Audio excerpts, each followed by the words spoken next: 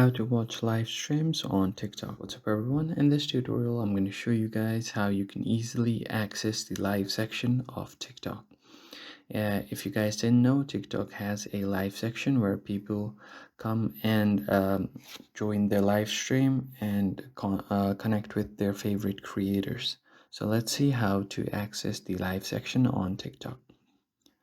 First of all, you will have to launch the app, but before you do that, make sure to head down below to like the video and subscribe to the channel as well.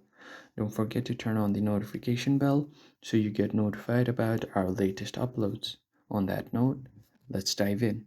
So first thing you want to do is open your TikTok, and on your FYP you will find all of the videos, but what you can do here is on the top left corner you will see this little live TV icon. Just tap on it, and once you do that you will access the live section of TikTok, and here you will find their live watching list on the top, and you will see all of the comments right here.